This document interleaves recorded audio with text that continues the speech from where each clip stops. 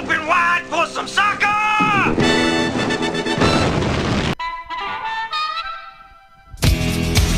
I can't do it. We'll do it live. We'll do it live. Fuck it. Do it live. I'll write it and we'll do it live. Fucking thing sucks.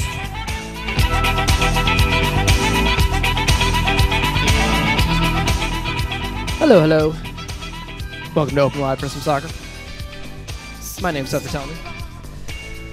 Joining me this evening, Paula Maurer, Thomas Floyd. Hi. Hello? Hey guys, it's been a couple months. Quarterly Soccer Podcast returns. How did we prepare for tonight's podcast, I ask? Let me answer my own question. I headed a chocolate soccer ball. You probably do need to elaborate on that a little bit. I don't really know how else to describe it. I mean, Well, That actually does summarize the situation pretty accurately. I have a chocolate soccer ball. Pablo tossed it up to me, and I headed it. Much in yeah, this. you might want to mention that Lindsay's mother gave you guys. You didn't just My mother-in-law gave us a chocolate soccer ball for our anniversary, and I just headed it. I mean, that's the story. I documented it. Has this been put out into the world? Let me. I'll post it up on the OWFSS Okay. Twitter account. It's a good one. I headed it. There was a panel that shattered. We proceeded to eat some of the chocolate, and it was gross. I think I still have a stomach ache. I did not touch it. Yeah, It looked a little sketchy. it's probably somewhere between a month and 6 weeks old. You mean that's how long you've had it? It's not how old it is. No. Yeah, I think that's how old it is, basically. I can't tell you the date that it was made, but yeah, I mean, I've probably had it for like 3 weeks or a month. So I'm assuming, it was put out on the shelf in the chocolate store or wherever my mother-in-law got it from, 6 weeks ago or something. I don't know how hot seller chocolate soccer ball is, but Guys, as always, we're taking your calls here. 708-586-9377. Talking about DC United, MLS playoffs, Zlatan, chocolate soccer balls, whatever, Any DC messages? United, no messages. This is what happens when you do a podcast once every 3 months. Is A, the intro is terrible. B, nobody calls you. that's a good And intro. C, you can't even think of like three things. So you just Rick Perry'd it, I think. correct. Yeah. I appreciate that is the thing he will honestly forever be associated with. I hope so. Oh, and by the way, he now runs the department Yeah, that he I know. wanted to get rid of. The ultimate bit of irony. I really hate that my personal crusade against the phrase the calm before the storm has only led to literally everybody tweeting the calm before the storm at me. I feel like team accounts are purposely doing it to Yeah, spite you. And I'm not even exaggerating. I'm almost positive that there we go. It was when I was wrong with my microphone. I'm almost positive that Minnesota United did it on purpose the other day. I mean, it's fine. Which I mean, appreciate. they don't have anything to lose, so it's fine. Hi, Minnesota United. Yeah, so DC United made the playoffs. DC United made the This playoffs. is, last time we were on the air, what we were talking about, whether they should get Balotelli or something, or what was going on that Last time? time we were on there, we were talking about whether Fabian Espindola was going to be able to lead them to the playoffs, something like that. God. Yeah, they did it. I'm curious before we get into the playoffs and their prospects, some of the other things we have. I really want to know your guys' opinion on this, as far as what is most responsible. Maybe not most responsible, but what are some of the factors for how DC United was able to turn their season around? And I think there's two obvious ones. The new stadium, all the home games, and Rooney. But what do you guys think are maybe some of the more under the radar factors? I mean, how much of it is because of Audi Field and Rooney, and how much of it was from from other things that maybe aren't as clear? Well, it really was the culmination or confluence of so many different factors beyond the two big ones. I feel like you could really, any additional boost to this team's chances rode on the coattails of the Audi Field Rooney kind of doubleheader where they both debuted with the same game in mid-July and everything turned around. But when you look at the impact Russell Canouse has had, I mean, he has been absolutely critical to the way they control games, winning balls in midfield, showing range, dictating possession. Getting him back mid-season was much more influential than I think anyone expected. Bill Hamid, strangely, I think, has gone under the radar. When you look at some of the early results at Audi Field, they actually, they didn't start off perfectly. They lost to the Red Bulls in a game where David Osted allowed a savable goal. They almost lost that game to Orlando, which was David Osted's last start of the season, and he didn't have a particularly stellar performance. I feel like if Bill Hamid doesn't join this team, then maybe there are some goalkeeping issues throughout the rest of the year that prove crucial in this very tight playoff race. The thing, Yeah, I mean, you feel like with Hamid, I mean, I think Ben said this in the media availability the other day. Like he does still make one save a game that sort of saves them, Right. And he is like, I mean, I did think when they signed him, I was like, this is, say what you will about Rooney and Acosta. Hamid is somebody, just one player who can keep them in any game, period. They can have an off night. Bill can stand on his head. And going into the playoffs, they absolutely probably will need that, especially on the road. Mm-hmm. So, yeah, I think it is crazy. It's sort of flown under the radar. I think it's also probably because it almost really barely felt like he left. Right. So it's sort of hard to get, for fans, I think, to get just totally amped about his return, And I also think it was just such a bonus. They had addressed the goalkeeping position with Osted and Clark. And even though I think Osted had some struggles, I don't think anyone was particularly clamoring for them to go out and get a big-time upgrade at goalkeeper. I think the front office and most of the fan base looked at Osted and Clark and said, well, we have two experienced MLS keepers, and they're not Bill Hamid. They're not going to be in the goalkeeper of the year race, but, they're enough. They'll get the job done. So to have Hamid just fall into their lap and suddenly provide this big upgrade at a position that I don't think they had fully processed how much they needed an improvement at was such an important factor in the turnaround, in my opinion. Yeah, one of our listeners in the comments here, Ted Meyer, points out also Junior Moreno. Like, who would have thought that he would pair so well with Canouse? Yeah. I mean, it's crazy. Like, I was looking at the salary list the other day, and their central midfield. I mean, those two guys make combined like $375 a year or something like that. I mean, I don't know if there's a better value in MLS than those two players. Yeah, you almost forget how much time Canouse missed this season because of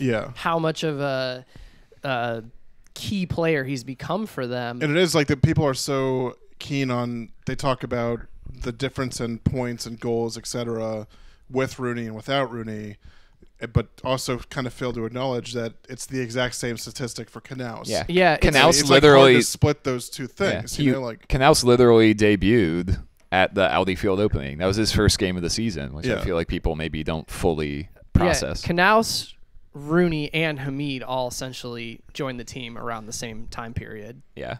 Hamid was about a month later, but it's just, that talent that you're able to bring in, and to spread it out in different parts of the field, goalkeeper, central midfield, up top. I mean, we haven't even touched on Assad and Ariola, and these are two guys now having careerish sort of years, and also they are players who I think the team was leaning on in the first half of the season as their go-to guys, and they're more complementary. And now that you have Acosta and Rooney just very much carrying the load, you're seeing how much of an impact a player like Paul Arriola can have when he's allowed to be the third or fourth weapon. Yeah, I want to talk a little bit about DC United's chances in the playoffs. I mean, right now, everyone's sort of picking them as like sort of a dark horse to win it all. Everyone's talking about them as the team that no one wants to face.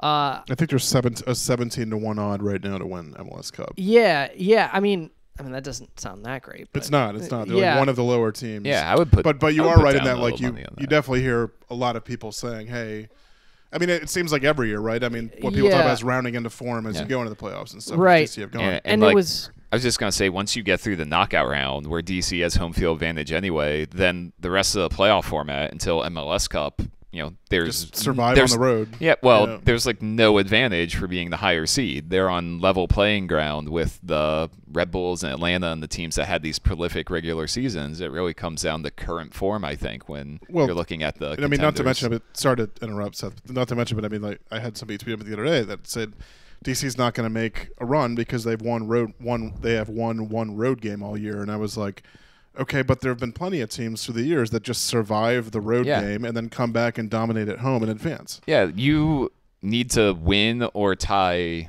0 road games to make it to MLS Exactly. Cup. Yeah. As long as you win at home emphatically enough. Yeah. right, and that's why it's so crucial that they were able to get a home game in the knockout round, because that's the one game outside of MLS Cup where it's just a one-off game, and if you lose, you're out. Whereas, Thank you, New York City FC. yeah, like you mentioned, Thomas, this team hasn't really been tested that much on the road. Of course, since they've had this new core with Rooney and Canales and Hamid, they've played like 2 road games, so it's really hard to judge how they're going to respond to a real test on the road now that they're rolling with this current group of players. But of course, they don't have to win. They just have to avoid heavy defeats. Also, for what it's worth, I'm kind of rattling this off the top of my head, but I think since they brought in all those players, they are like 0-1-3 on the road. Like they have 1 loss and 3 draws. Like they've been getting results on the road since the new players came in. They've very small sample size, but I look at this team and I 100% think they could, if they face the Red Bulls in the next round, I could see them going to Red Bull Arena and scraping out a 0-0, a 1-1, or even a 1-0 loss, and then all you need is like a 2-0 win at Audi Field, and you're through. It's very plausible. Do you guys have any opinion on the first tiebreaker now being wins? I don't strongly disagree with it, but I do disagree with it. I think if you already have a format where wins are worth 3 points and ties are only worth 1. That is enough. You're already rewarding teams. That's that's enough of a reward for a win over a draw. I would rather give the benefit to the teams that are scoring lots of goals and playing entertaining soccer that produces a better goal differential. Yeah, I think it's also just a better demonstration of how good the team is, goal differential. Yeah. I mean, it kind of seems obvious on its face, but a team that wins a game 5-0 against one team is probably going to be better than a team that wins 1-0 against the same team. Hashtag analysis. I mean, that's why you listen to us, right? Yeah, for all those hot takes. That and 6 Degrees Rochester Rhinos. Yeah, man, it's been a long time since we did that. Maybe later in the episode we'll do one. Yeah. Didn't we come up with a new game? Did we? Did it you was come up even with a new more- game and not tell us? I forget. This is Oh vaguely no! ringing a bell. I'm thinking about your Yeah. when on your birthday when I Yeah. exposed you to Twitter and you started connecting incredibly obscure people to the Rochester Rhinos. I connected. What was the best one? I connected the. It was like somebody from Family No, Matters. or something. my favorite was when he connected Zachary Ty Bryant from Home Improvement. Not That's just what it was, yeah, both, yeah. both the actor Zachary the Ty character. Bryant and the character Brad. The fact that I was able to find a real life person who cameoed on Home Improvement that I could bridge the fictional world and reality was very crucial. Wait, how did you pull that off? Yeah, I would need to look it up. There was it was Bob Vila. Oh my God, that episode was just on, by the way. Oh, wow. Randomly. Okay. Bob Vila Not that I watch a lot. cameoed on Tool Time, the show within the show, as himself, and I connected him to Brad Taylor through that, and so now I'm Here we go. I'm in the real world with Bob Vila. I got it right here. And you have it. Zachary Ty Bryant was in Buffy the Vampire Slayer season 7, with Sarah Michelle Gellar, who was in Buffy season 3 with Seth Green. I looked at a multiple lateral Buffy the Vampire Oh yeah, Slayer move. I didn't even. You just never know what's going to happen. I didn't cheat and just use Buffy all as like one and then, thing. This is my favorite part about this is that then it like skews like. It's just all right. So Seth Green, who was on Entourage with Jeremy Piven, who was in the Entourage movie with Thierry Henry, who played with former Rhino Johnny Steele. Yeah, and then the it's fictional incredible. character one was pretty good too. It was Bob Vila was in I think one of the Hot Shots movies. He had a cameo. God, dude. And then I managed to connect him to the Rhinos somewhere. Somehow. You also connected Kevin Bacon Well, of to the course. Rochester Rhinos for some synergy. Oh my God, I'm looking through all these. They're all still incredible. Yeah, I was pretty pleased with It was myself. a banner day. It was also really funny to think of Thomas on his birthday, like having plans and having to cancel them because he was getting so many requests on Twitter. I did I not. love you dunked on this guy who thought he had you with Garincha, and you said Garincha played with Pelé, who was in a Sierra Mist commercial with Freddie Adu, who played at DC with John Wilson of the Rochester Rhinos. Yeah, there are some that Jimmy Carter appeared.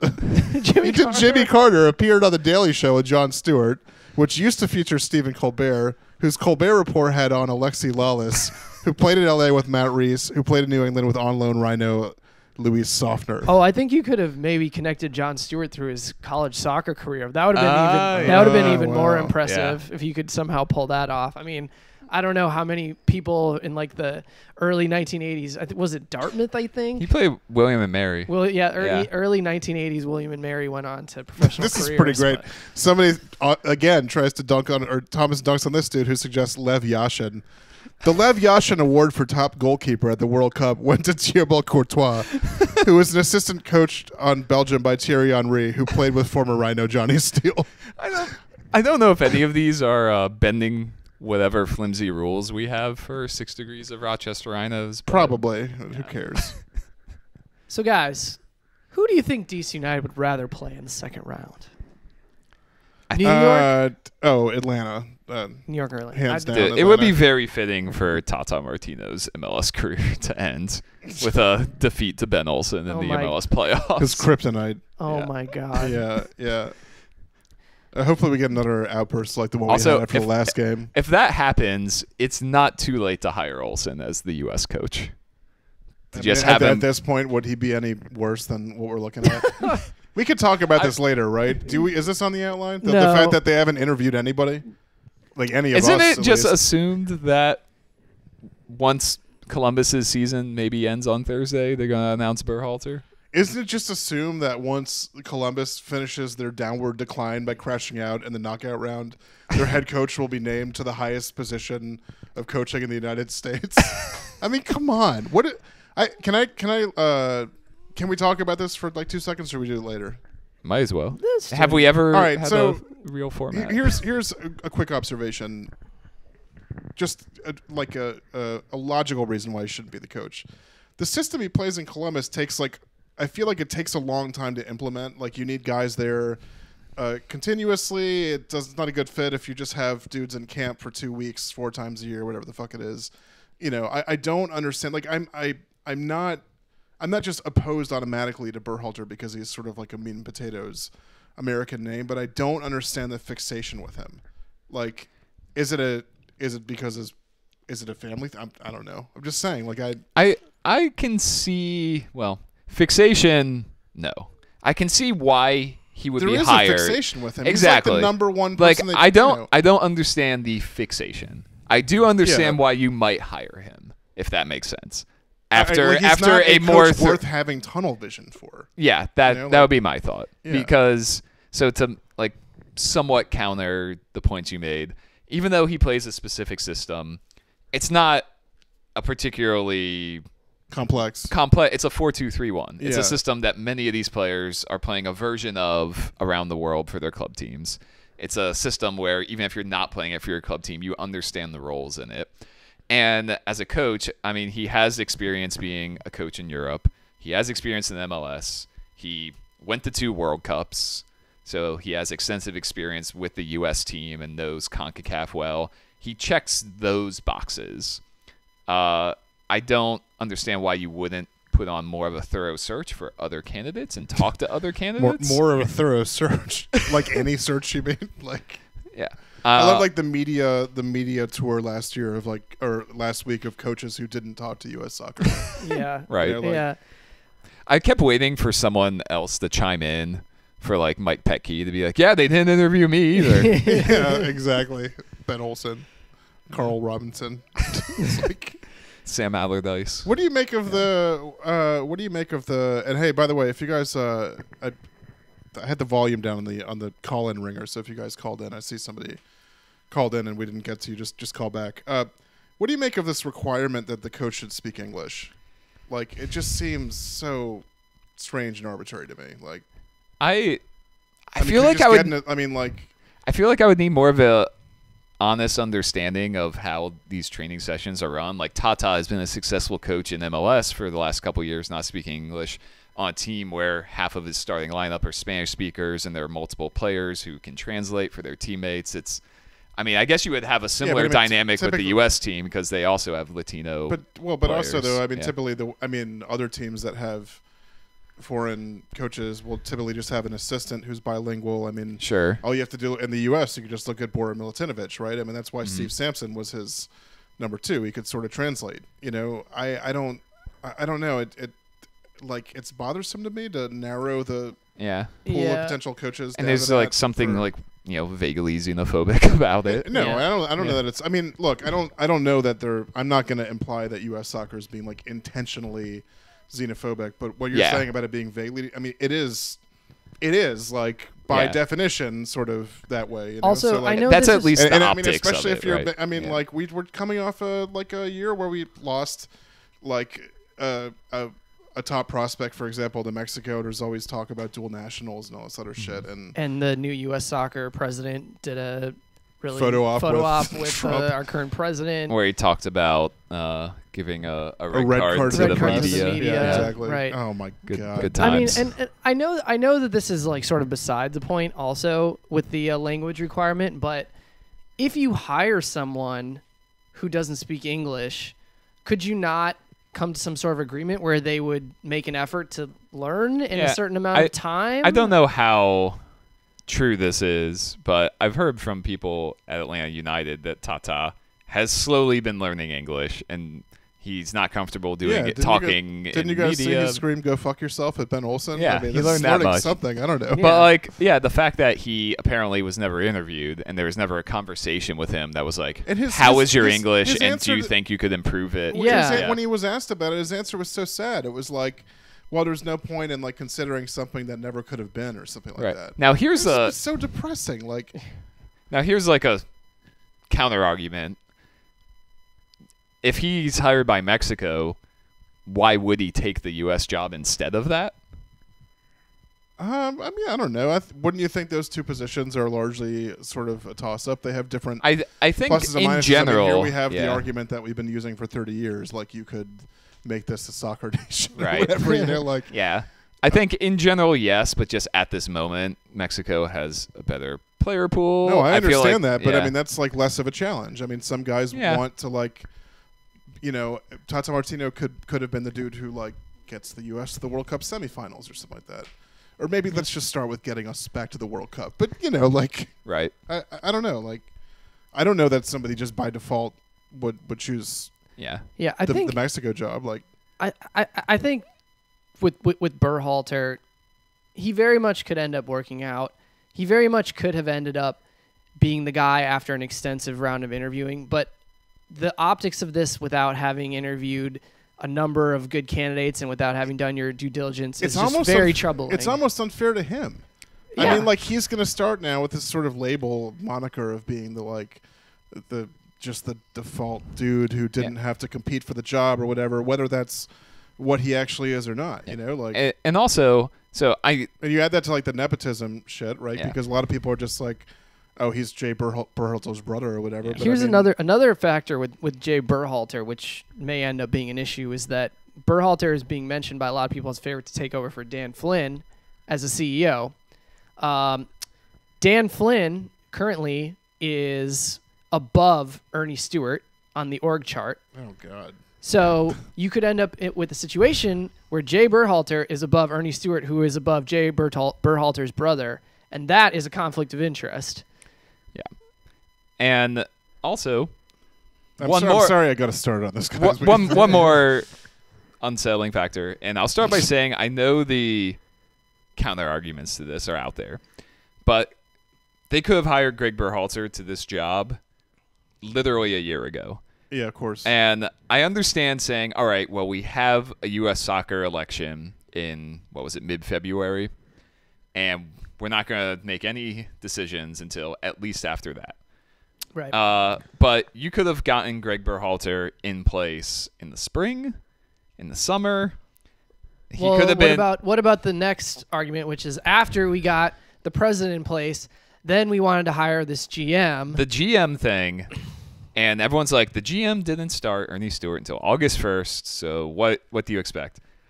I'm sorry, there had to have been some way to have the GM in place much, much sooner than that. I don't think that's a reasonable argument.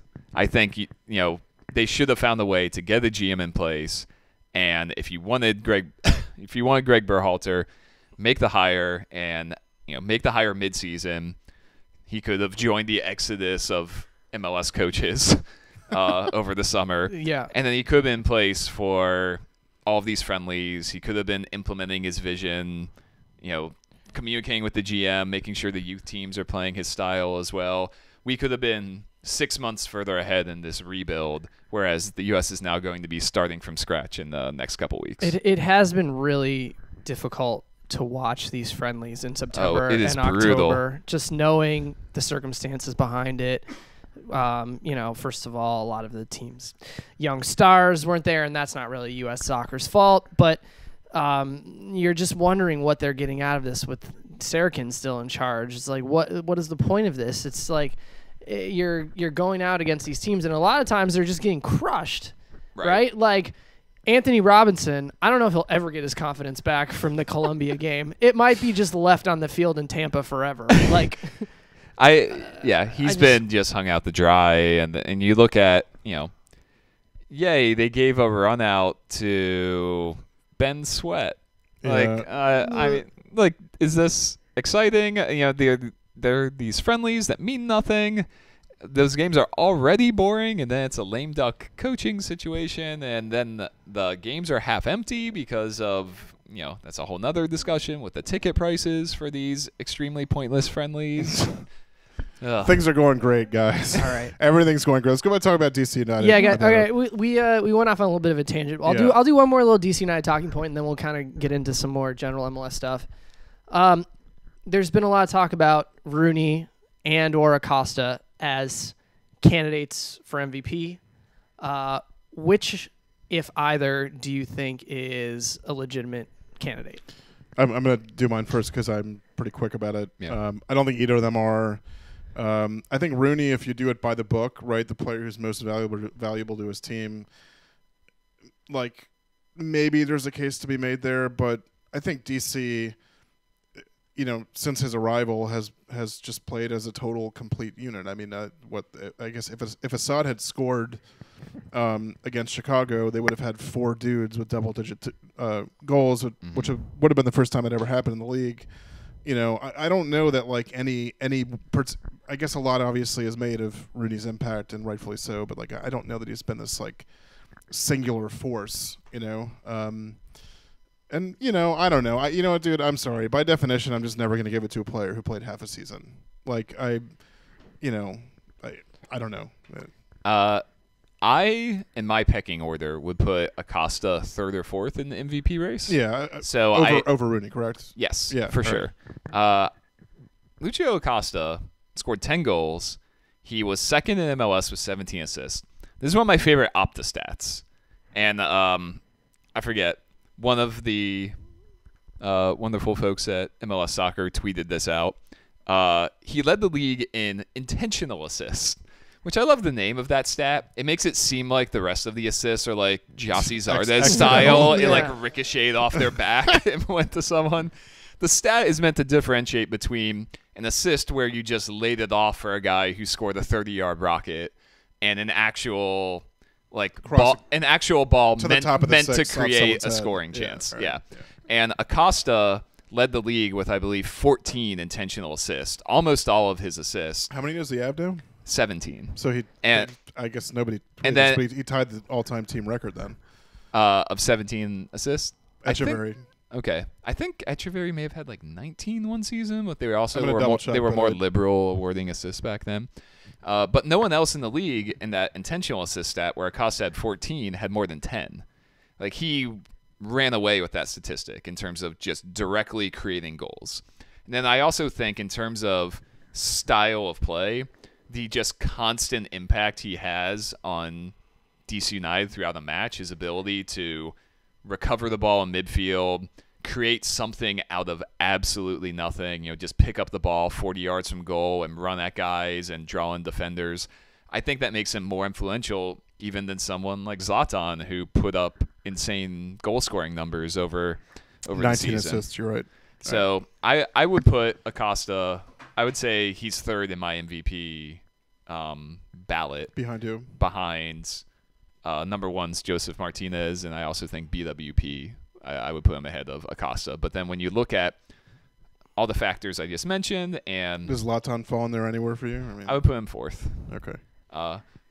But when you look at all the factors I just mentioned, and then also, just the narrative of him being able to, over the second half of the season, combine with Rooney and put this team really on his back more so than Rooney's back, in my opinion, and carry them from last place to a home game in the playoffs is pretty remarkable.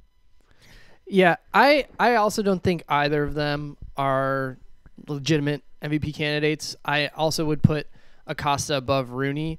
The one devil's advocate argument I would make in Rooney's favor above Acosta is if you are looking at the valuable part of most valuable player, what Rooney has done to improve Acosta is hard to overlook. Acosta has 10 goals this year, and 9 of them came after Rooney arrived. It's pretty clear that something about having Rooney around him has taken his game to a whole new level. I wouldn't put Rooney above Acosta in my MVP ballot because Rooney's only played half the season. But I think when you are looking at value to the team, it's pretty clear that Rooney's value comes not only from what he brings, but also what he's been able to do to his teammates around him and make those around him better, especially Acosta. Where does Travis Wara fit in here to this argument? True story. I was driving home from one of the DC United games in the last month or two, and a guy kind of abruptly jaywalked in front of me. And I wouldn't say I almost hit him, but it was, it gave me a slight moment of panic, and it was Travis Wara. Nice. Yeah. Nice. I like that even the players can't park near the stadium. Yeah. One seen night I dropped Thomas off at one of the more remote lots. I mean, it was no exaggeration, it's a mile away from the stadium up on M Street. And I drop him off. Thomas gets in the lot, and Ian Harkes is getting into his car. The man had to walk a mile after the game to. Yeah. Also, they take a bus from RFK. I Right? heard that. I heard To- that, but I is heard that- that, but also I see. I bunch haven't. Of cars. I've seen people walking to their cars after. Yeah, games, I so mean, I don't know. like if I think that's they still a park in thing. that marina lot that we park in. Maybe Yeah. that happened at the beginning or Yeah. something like that. Yeah. Have you been to RFK this year? Yes. That place is just it's aged more in the past 6 months than it did. It is so bad now. I'm sorry. I'm sorry. Wait, does that mean that they were actually performing yeah. an admirable amount of upkeep on it? Yeah, and, I mean, we I didn't think realize. essentially they had a tourniquet on it, and now they just snipped it off. Yeah. They played a international rugby game there over the summer, and believe it. I want to say El Salvador may have had a friendly there. Or Yeah, something. I think there was an El Salvador Honduras game there or something Yeah. like that. Yeah. So it's still churning along. They had to cut the grass. So let's Anyways. get into some more general MLS stuff. Speaking of Zlatan, we have to talk about the Galaxy's epic choke job. Oh my god, Boy. hard to watch. Up 2 goals at home against freaking Houston, and they lose.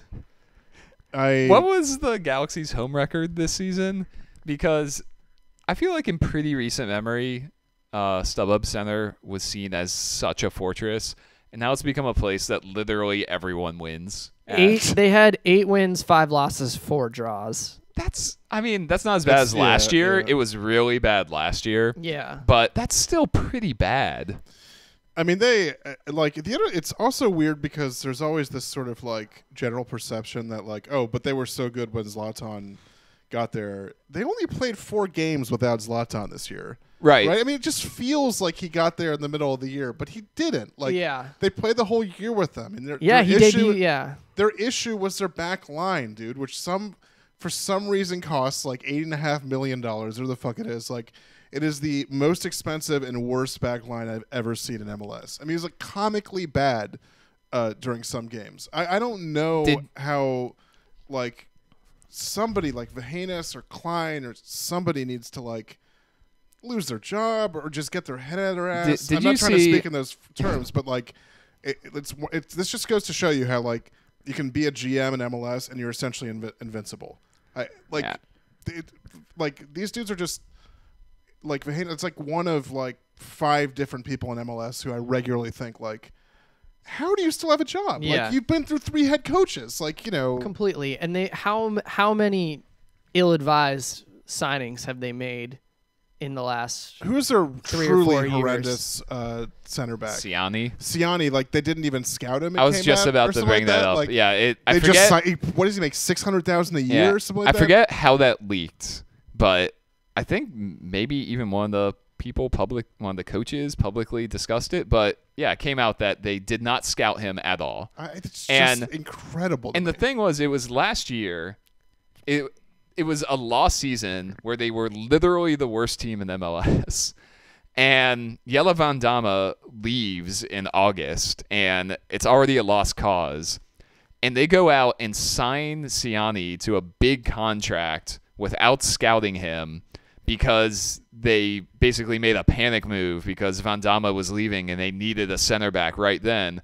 Why did they need a center back right then? The season was a lost cause. They just doomed themselves for another year of this horrendous center back being paid far too much money.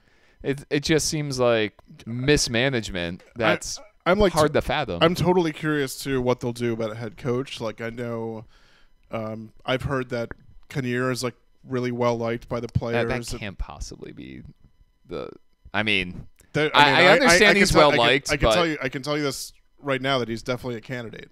Okay. Like they're definitely considering keeping him. Like I'm sure he's well liked and he has a successful MLS track record, but if that's the hire, that's so underwhelming. Or it would be like keeping Dave Sarakin as the U.S. national team coach. Is what you're saying? Pretty Like, much, yeah. Yeah.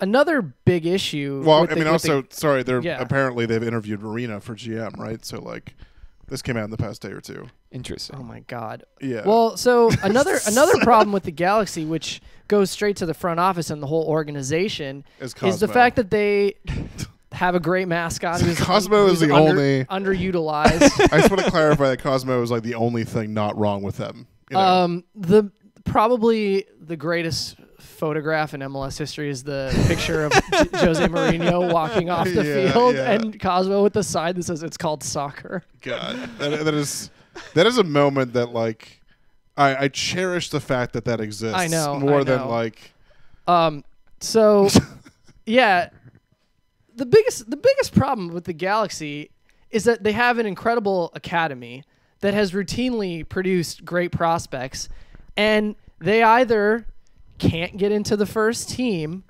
get like 3 games, and then get pushed to the side, or they just end up signing with a club in Europe because they know that the pathway to the first team isn't there. Like, they could have a team made up entirely of homegrown signings right now, and they would be doing fairly well in MLS, and it's just a complete disaster. And they got the head start on this. We have this trend where over half the teams in MLS, right, have these USL affiliates that are completely run and operated by the MLS club.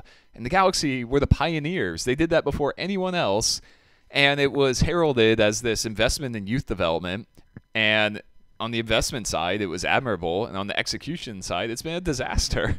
They haven't gotten a single productive player out of that system. They have a number of really good prospects right now. Efrain Alvarez, Ulysses Yanez, and a couple other ones. Yeah. And they cannot get any minutes with the first team Because, whatsoever. yeah, and when you look at some of the guys who are getting minutes, I don't want to like highlight anyone in particular, but like this team starts Dave Romney. Why can't God, I was about to just like cough like Romney, but then you were just like Dave Romney is a Yeah. bad soccer player. Efrain Alvarez is probably the best prospect in the country at his age group, and he can't get any minutes. He scores highlight reel goals every week in USL. He's 16, can't get any minutes.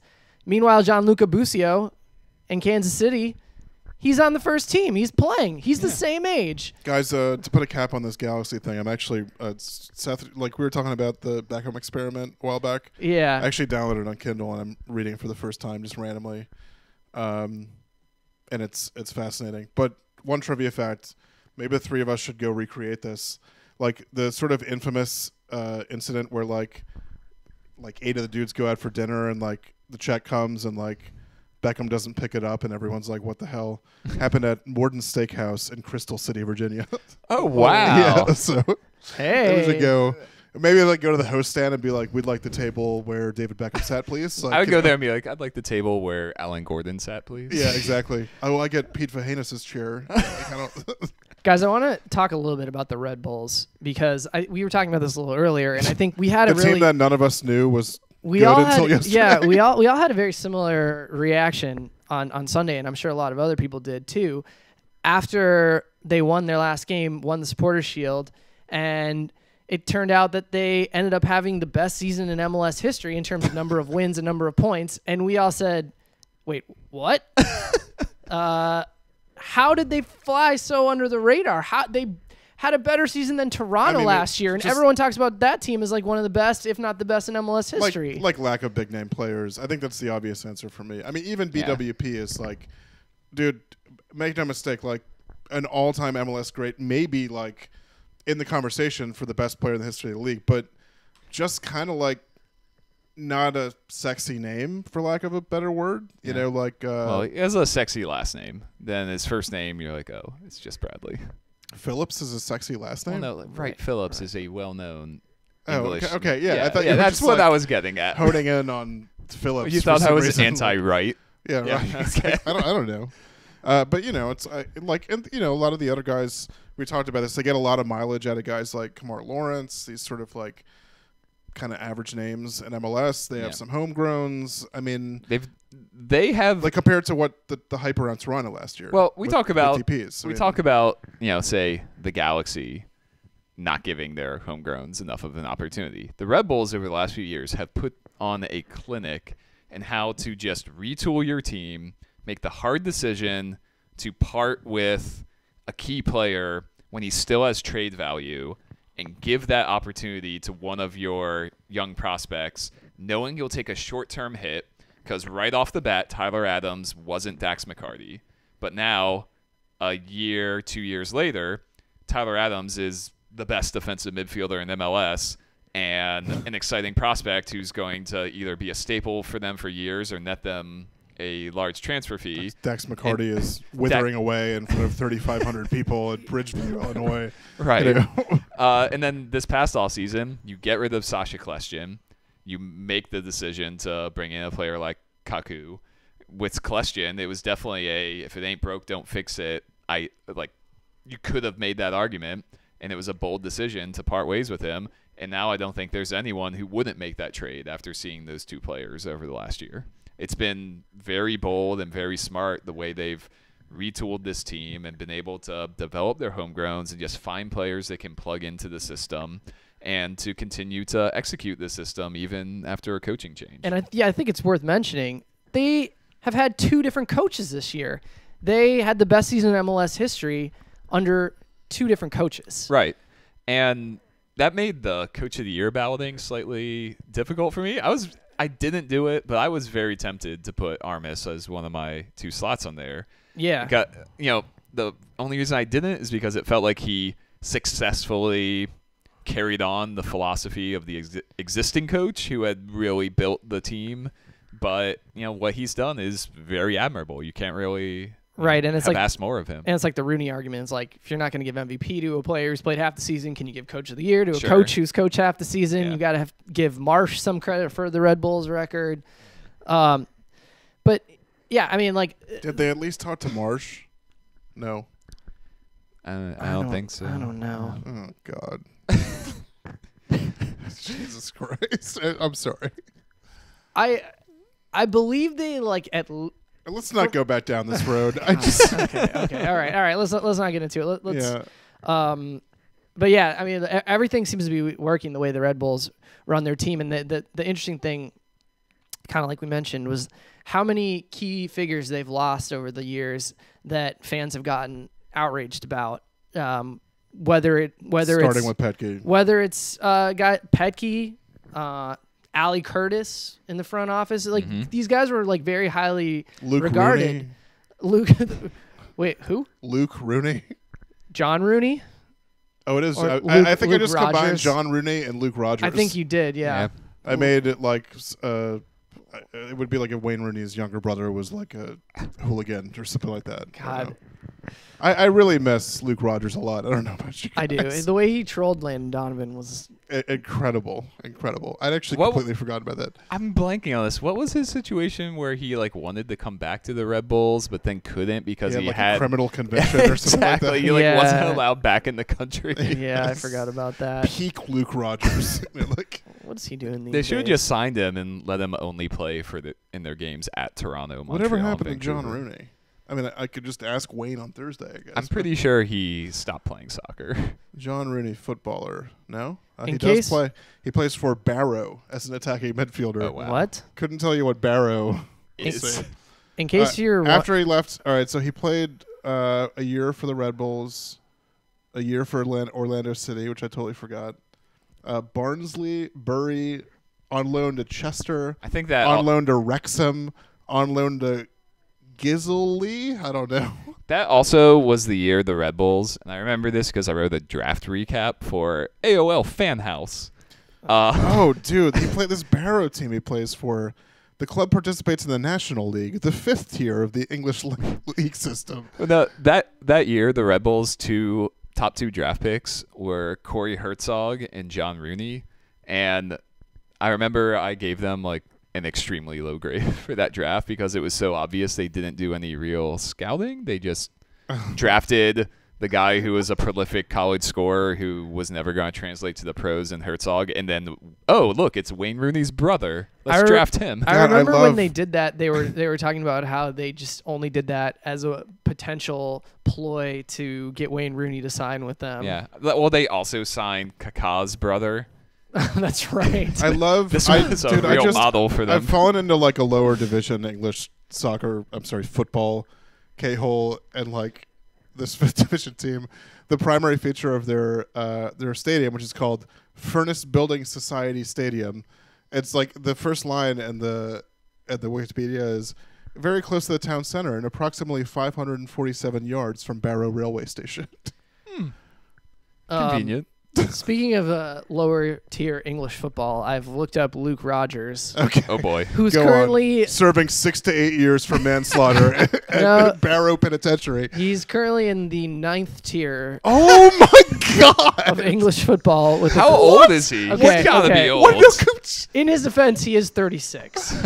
Okay, but he's with What, the club. 9th? There's a club called Highgate United. Oh, MLS is such shit. I'm sorry. This You were- dude, the fa- like 3 years ago, was playing for one of the Okay, best teams that- in the league. that Now he's was playing the 9th tier. Of, That was like Oh my that was like God. 6 years ago. Okay, he left. either way. He left the Red Bulls in 2012. Oh my God. All right, what's his history since then? Let's see. He went to a team in Norway for a year. Then Okay. he was he was in League One for a couple years. Oh wow. Then he went to Sweden for a brief period. And then he went to Forest Green Rovers and Conference National, which I think is like the 4th or 5th tier. And then he went to National League, which I don't really know what that is. I just told you. National League's 5th tier. National League's 5th tier. Yeah. Well, there you go. And now he's in the 9th tier. Wow. I'm glad we traced that. Yeah. That'll be useful because he played with former Rhino Johnny Steele, so I could maybe use journeyman Luke Rogers to make some future connections. Highgate United, incredible. Do we have any other MLS can we- playoff thoughts? Oh, I thought you were gonna ask for like another obscure player we could just dig into. Oh, well, or that. Thomas, anybody? Come the master of these. Do you want to know Wait, what Kaka's brother is? there was some sort of headline about Kaka? Samuel Incoom. Like, I think he's been banned from another league or What? something. Yeah. Was another incident with the landlord? Would it? Well, Here we didn't go. he have Put- like put a it up. witch doctor curse him? or What? I don't know if what you're saying is incredibly racist. I'm not sure, but No, this was a real headline that I came across on like a Ghanaian Seth, soccer just site. search Samuel Incoom witch doctor and see what happens. Ghanaian, he was hit with a 1-year ban by FIFA after failing to pay an agent he cheated in a transfer back in 2014. Oh my God, that was probably that agent he had when he was at DC United too, who was like crazy and like tweeting all the time. And He was ordered to pay this agent $65,000 or serve a 1-year ban, and apparently he chose the latter. Jesus Christ! So is he unattached right now, or I believe so. Yes. you said Kaká is a brother? He played in He played for the Red Bulls. what? He was like a bad. Is that center like the back. Red Bulls like thing to do? Is Yeah, like pretty much. wow. Digao. Dig- He's That's current. right. He's retired. Oh. Actually, the Red Bulls were his last club. Oh man. Wow. That was it for him. Oh man. All right, well, we just burned 15 minutes, so. Anyways. Okay, wait. I found the Samuel Incoom thing. It was a prophet. A Ghanaian prophet accused Incoom of using juju What? to kill the careers of other players. This is a real headline that I'm now showing you for visual evidence. Prophet Mensa Odabil accuses Incoom of using juju to, quote, kill careers of other players. What's the outlet? Yen? I think it's a Ghanaian thing. Yeah. Hold on a second. Wow. Has been using voodoo/black magic to kill the stars of fellow Ghanaian teammates who rival for his position. The prophet continued to claim that Incoom, 27, is so addicted to negative spiritualism and has helped the player in the past to cage the destinies of so many Black Stars players. Yes, we were shocked too. Let's get a little clickbaity here. Prophet Kwaku was speaking on. Should I continue? This is Oh my pretty God. good. all Surprised we right, so haven't covered this. apparently this guy called in. Hello, good afternoon, Coach OT and Elder. I don't know how to say that name. The reason why I'm saying this is I want the Ghana FA officials to know something about Incoom. Incoom is a player that no one should try calling him back into the Black Stars. He is a player that will cause pandemonium in the Ghana camp. There will be confusion in the Black Stars. He is a liar. This is incredible. I love this. Like at the end, the kicker is how a quote man of God can use juju is beyond our scope of explanation at the moment. We need Oh my we need to get his ex landlord back on for comment to this story. This is incredible. How have we not This discussed guy, this before? the people interviewing this prophet who was saying this. Noting that these were indeed some serious allegations he was making, the prophet was quick to add that if I am invited to court, I am ready to defend everything that I am saying.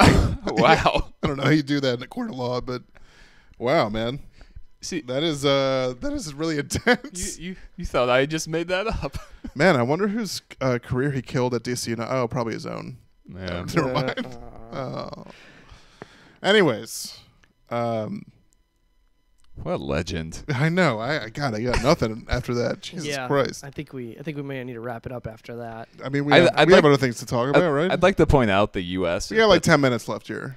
I'd like to point out the U.S. at the 2010 World Cup was eliminated by a Ghana team for which Samuel Incoom played the full 120 minutes. Oh my God, dude. Fatality. Oh my God. What do you think? You should play him out with a secret footballer? Yeah. What is that? It? We got anything else? Yeah, That's pretty much what we got on the outline. We even went into some non-outline stuff, i.e. the shit show that is the USMNT men's soccer coach. Can we finish this off with a 6 Degrees of Rochester Rhinos? Probably, yeah. Oh boy. Not as good as these on the spot. Trying to think of a really, really ridiculous one. All right. I'm going to give you a really easy one that I know the answer to.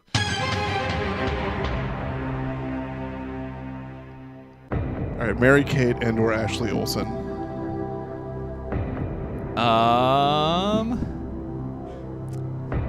Is there a Andrew Shue link? That's not where I'm going with it, but Okay. I can't tell you if there is or not. I'm not sure. I bet there's like a Freddie Adu link somewhere. I'm not super familiar with their limited filmography. All right, so they're on Full House with Bob Saget. So I'll start there. Oh wait, Bob Saget was in Entourage. Yeah. Well, they were also in a soccer movie with Alexi Lawless. Oh, interesting. It's like, I can't remember what it's called, but it's like one of those soccer movies, you know. One of those. Oh boy. Haley Joel Osment. Okay. Wait. Haley Joel Osment was in the Entourage movie with Thierry Henry, who played with Johnny Steele on the Rise. Is there any actor that wasn't in the Entourage movie? Yeah. Hold on. I'm gonna just give me a second here. Why was Haley Joel Osment in the Entourage movie? He played the character. He wasn't cameoing as himself. He played some sort of like rich producer type. I didn't know he was still acting. I think he was Billy Bob Thornton's son in that movie. Yeah. Macaulay Culkin. Okay. Macaulay Culkin. Let me think. He was in. Oh God. He was in Home Alone 2 with Donald Trump. Oh my God. Who met with U.S. Soccer President. Oh my God. Oh my. Wait, he's not done. He's not done. Well, can I connect Carlos Cordero to like anyone in U.S. soccer? How broad are we? Yeah, I think so. Right. He's the he's the president of the U.S. soccer, including the U.S. team, which features Dax McCarty, who played with Johnny Steele on the Red Bulls. I mean, calling Dax McCarty a U.S. international.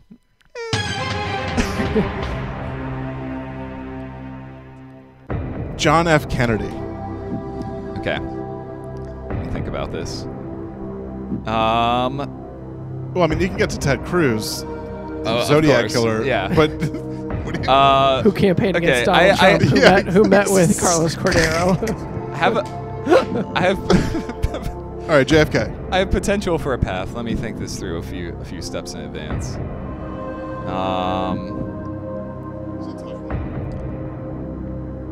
Let me think. I'm gonna put you on the clock at 30 seconds here. Oh boy.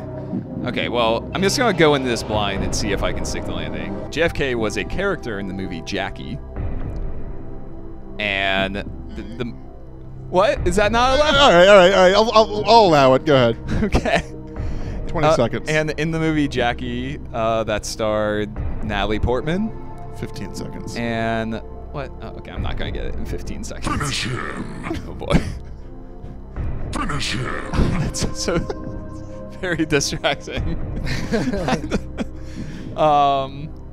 I mean, I could get there if I had a little more time, but we don't have so to. I thought of a link. I thought of a link, and I'm missing a couple, but Go ahead. Try it.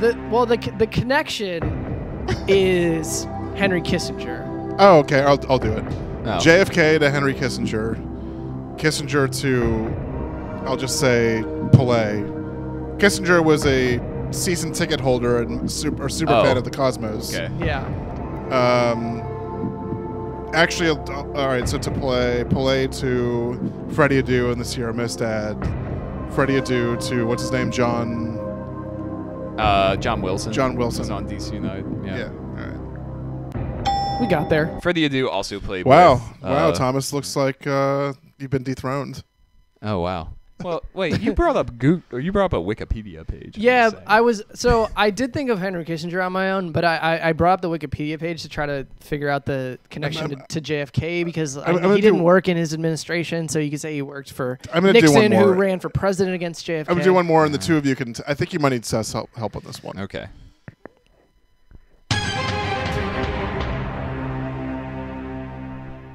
All right, William Henry Harrison. God.